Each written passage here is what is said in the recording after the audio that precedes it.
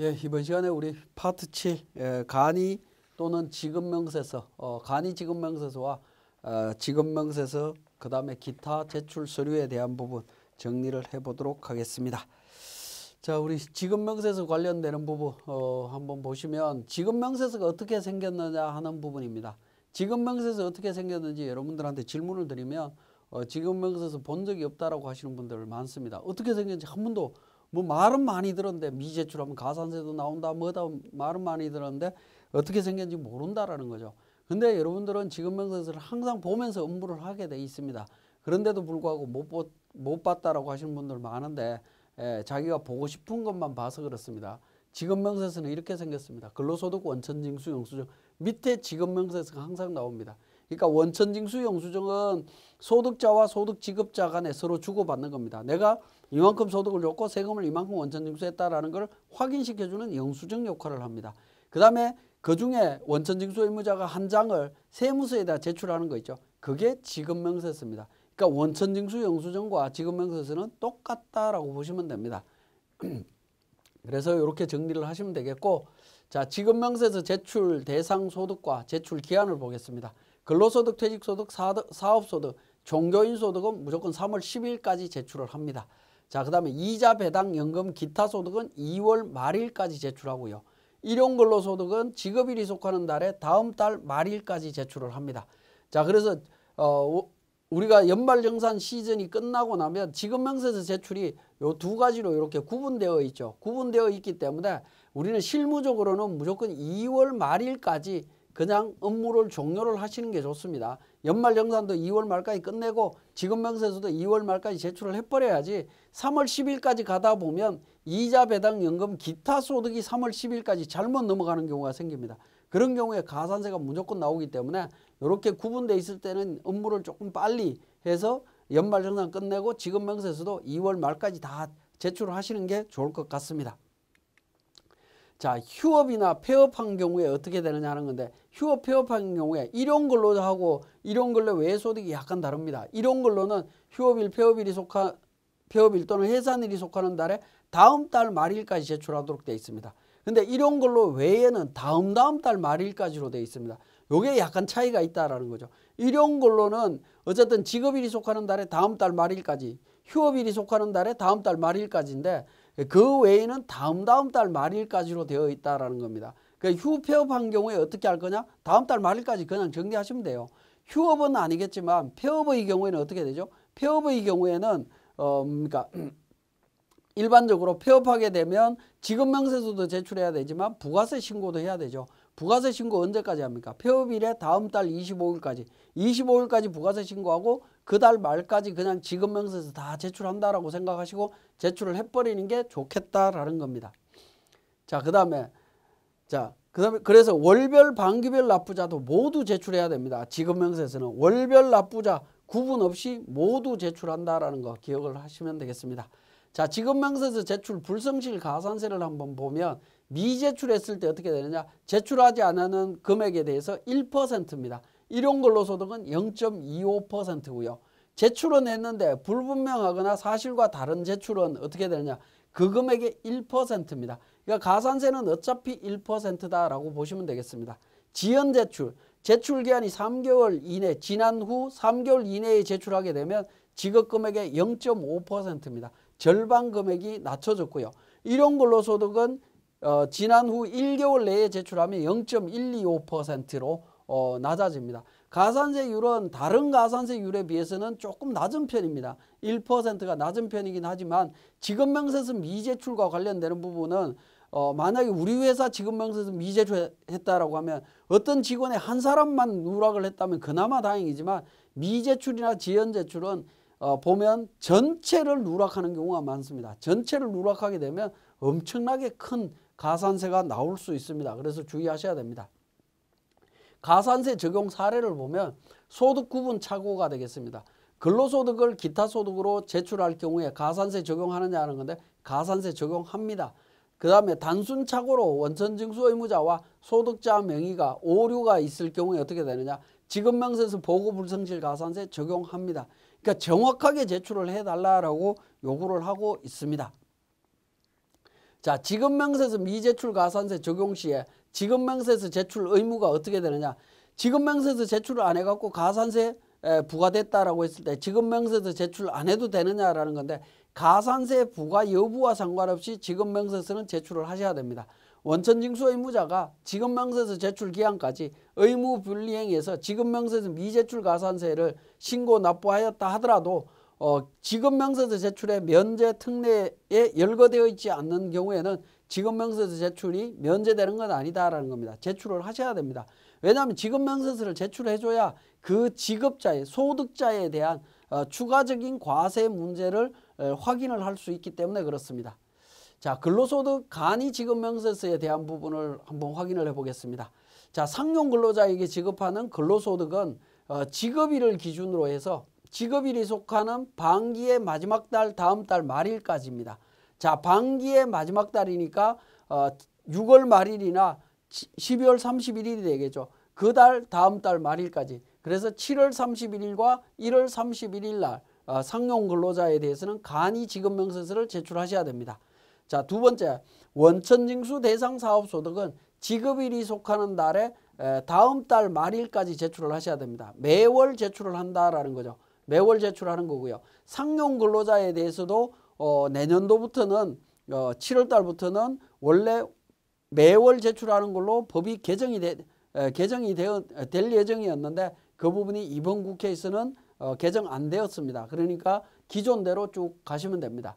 자, 여기에 갈로안에 있는 부분을 한번 보시면 원천징수 시기에 대한 특례 적용 시에 과세기간 종료일이다라고 표현을 하고 있죠.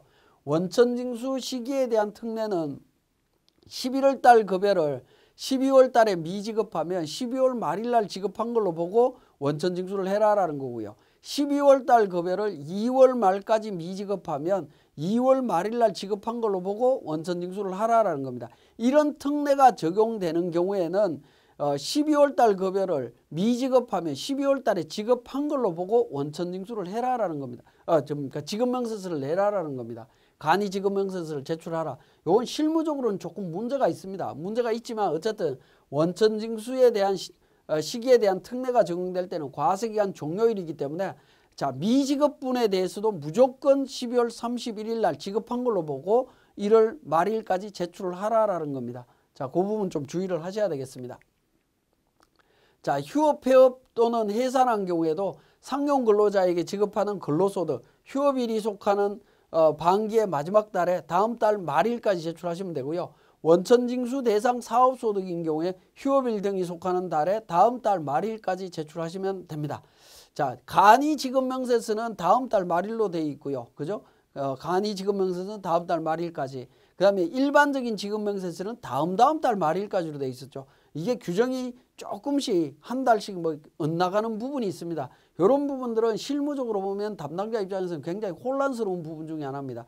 그냥 통일을 시켜주는 게 오히려 낫지 않을까 하는 생각이 좀 듭니다.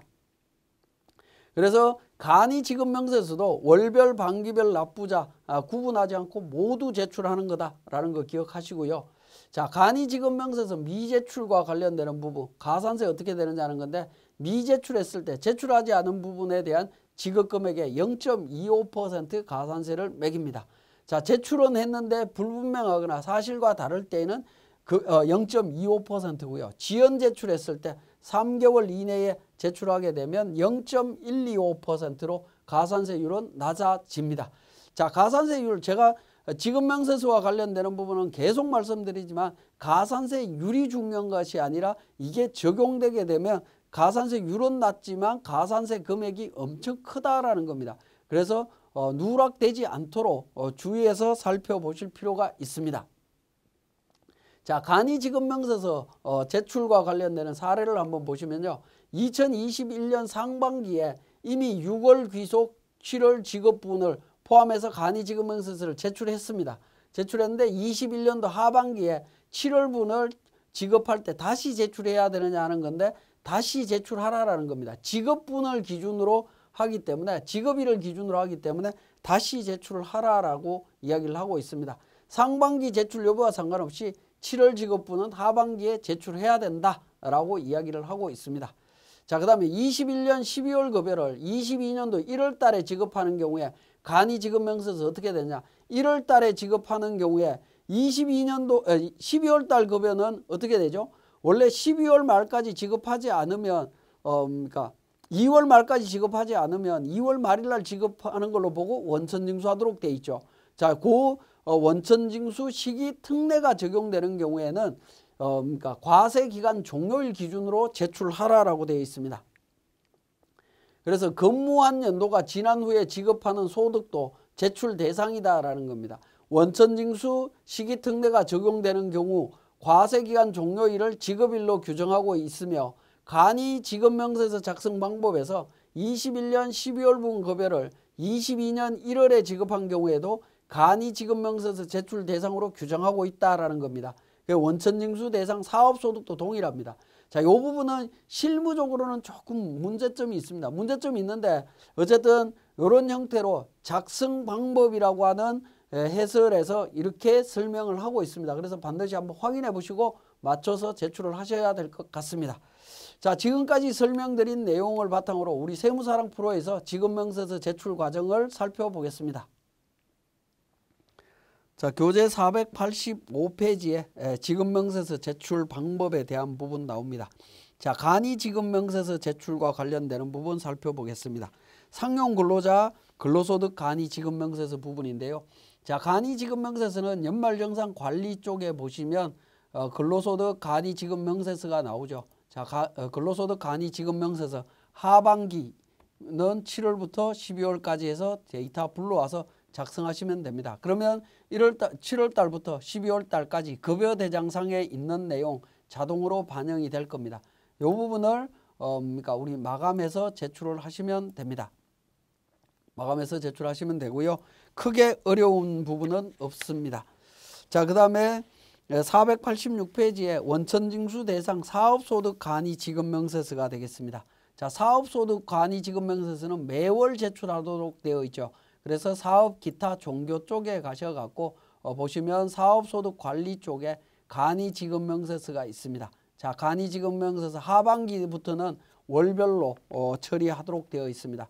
그러니까 우리 지급명세서 7월 달이다라고 가정을 하면 7월 달 조회하게 되면 7월 달 간이지급명세서 나오죠. 그죠? 전체 선택하셔갖고 마감하시고 제출을 하시면 됩니다. 7월 달 부분이고요. 예를 들어서 8월 달이다라고 하면 8월 달부터 조회를 하게 되면 8월 달 관련되는 부분이 있습니다. 마감하셔서 9월 말일까지 제출하시면 되겠고요. 자, 이런 형식으로 정리를 하시면 되겠습니다. 간이지급명세서 말씀을 드렸고, 그 다음에 487페이지에 근로소득 지급명세서가 되겠습니다. 자, 근로소득 지급명세서는 근로소득 관리 쪽에서 연말정산 관리에 보시면 근로소득 원천징수 영수증 있죠. 이게 지급명세서다라는 겁니다. 근로소득 원천징수 영수증 관련되는 부분 조회해서 제출하시면 됩니다. 이 조회해서 제출하실 때 우리 세무사랑 프로는 전체를 기본으로 되어 있습니다. 전체 조회가 기본으로 되어 있습니다.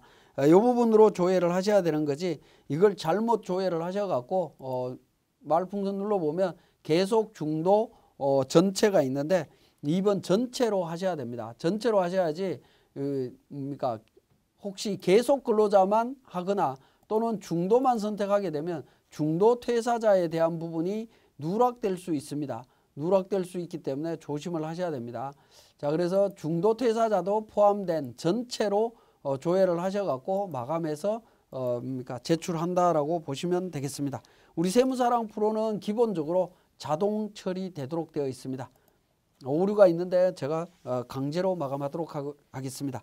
자, 이렇게 이제 마감을 하게 되면 어떤 부분이 생기냐면 상단 부분에 보시면 기부금이나 의료비 관련되는 부분 있습니다. 기부금 명세서나 의료비 명세서 관련되는 부분도 함께 제출을 하셔야 됩니다. 그래서 보시면 마감 해제를 하고요. 마감 해제를 하고 제가 다시 보도록 하겠습니다.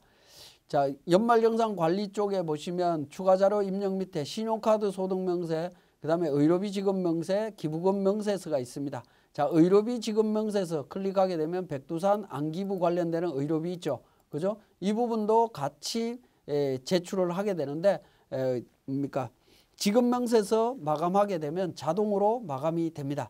자, 마찬가지로 기부금 명세서도 백두산과 안기부 직원이 있습니다. 마찬가지로 마감해서 제출이 됩니다. 자, 근로소득 원천징수 영수증 마감해 보도록 하겠습니다. 마감하면 여기에 뭐 오류사항 뜨는데 원래는 오류사항 나오면 안 됩니다. 오류사항 나오면 안 되는데 요거 무시하고 제가 강제 마감하도록 하겠습니다. 자, 이렇게 해서 정리를 하게 되면 의료비 지급 명세서도 마감된 거 확인하실 수 있죠. 그죠? 그 다음에 기부금 명세서도 마감이 되어 있는 것을 확인하실 수 있습니다. 그렇게 해서 근로소득 지급 명세서 작성해서 제출하시면 됩니다. 그 다음에 488페이지에 사업소득 지급 명세서입니다. 사업소득 쪽에 가셔갖고 사업소득 연말정산 용이 있고 그 다음에 사업소득 지급명세서 연간직계표 있죠. 연간직계표가 지급명세서이기 때문에 자 제출을 하시면 됩니다.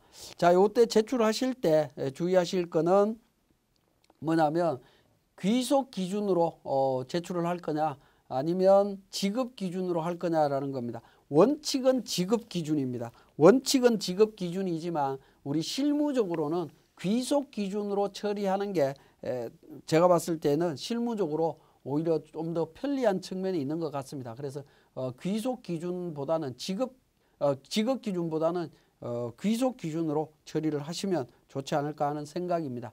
자, 그 부분을 변경하시고자 하신다면 F6번에 신고 기준이 있는데 지급 기준이냐 그러니까 귀속 기준이냐 선택이 되어 있습니다. 저는 귀속 기준으로 하도록 하겠습니다. 자, 귀속 기준으로 해서 자 1월 달부터 12월 달까지 조회를 하게 되면 내용이 전체 보이죠. 이 부분을 마감해서 제출을 하시면 되겠습니다.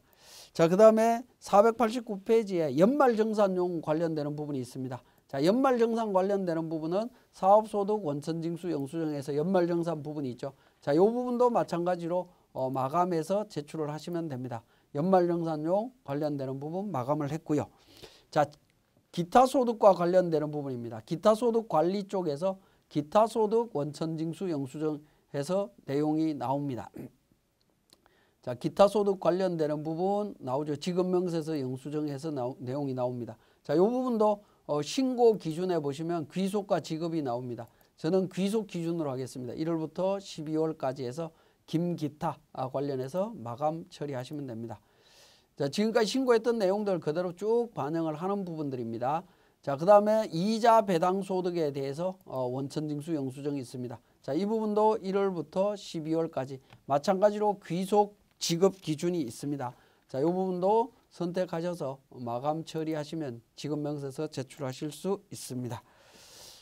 자, 그 다음에 우리 교재에 490페이지 보시면 종교인 소득 원천징수 영수증 연말정산용이라고 되어 있는 부분이 있죠. 그거는 종교인 소득 관리에서 종교인 소득 원천징수 영수증 연말정산용으로 해서 조회를 해서 제출을 하시면 됩니다. 자, 보시면 우리 종교인 소득별 관련되는 부분 제가 종교인 탭에서 관리를 했기 때문에 여기엔 지금 내용이 나오지 않습니다. 종교인 탭으로 제가 넘어가서 한번 보도록 하겠습니다. 종교인 관련해서는 제가 118번에서 처리를 했었죠. 자, 118번에서 종교인 소득 제가 설명을 드렸을 거고요. 종교인 소득 연말정산용으로 이걸 마감해서 제출하실 수 있다라는 겁니다. 그래서 정리하시면 되겠고 이자 지급명세서 방금 말씀을 드렸고요. 자, 그러면 다시 제가 120번 회사로 다시 돌아와서 내용을 보도록 하겠습니다.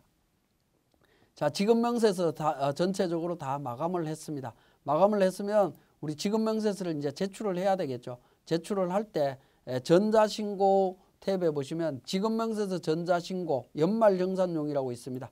자, 연말정산용을 클릭해서 내용을 보게 되면 세무대리인이 제출하는 부분 전산매체 구분해서 역삼각표 눌러서 보시면 근로소득, 퇴직소득 해서 여러 가지 소득으로 쭉 구분이 되어 있습니다.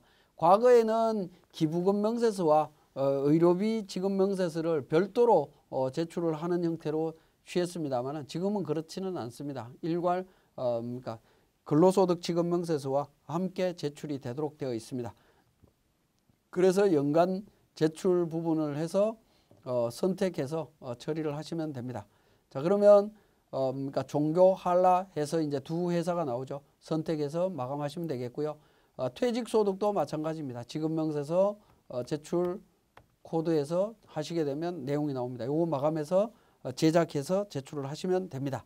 자, 요렇게 제출하시면 되는데, 자, 중요한 거는 이제 가장 중요한 거는 뭐냐면 우리 교재 492페이지입니다. 제가 계속 지급명세서 관련되는 부분 누락하면 안 된다라고 말씀을 드렸는데, 자, 그거 설명드리기 전에 간이지급명세서 관련되는 부분 한번 보도록 하겠습니다. 자, 간이지급명세서도 동일하게 근로소득 상반기죠. 상반기 2월 1일까지 제출을 한다라는 부분입니다. 자, 이렇게 지급명세서 확인이 되죠. 간이지급명세서 작성해서 제출하시면 됩니다. 자, 그 다음에 사업소득 관련되는 부분 2번 있습니다. 2번 사업소득 관련되는 부분 마찬가지로 매월 하반기에서 월별로 제출을 하는 거죠. 월별로 만들어서 제출을 하시면 되겠습니다. 이렇게 제출할 수 있다라는 거 확인하시면 되겠고요. 자, 지금 이제 지급명세서 전자신고하는 과정까지 쭉 설명을 드렸는데, 가장 중요한 건 뭐냐면 2월 말이나 3월 10일까지 우리 지급명세서 제출해야 되는데, 제가 지금 예를 들어서 설명드리고 있는 주식회사 한라사는 근로소득, 퇴직소득, 사업소득, 연금소득 뭐 이런 소득들이 다 있습니다. 다 있으니까 이것저것 다 조회해서 제출을 하면 되는데요. 회사마다 이런 지급 명세서 관련되는 종류가 어떤 종류를 1년 동안 우리가 신고했는지 내용을 파악하는 게 굉장히 중요합니다.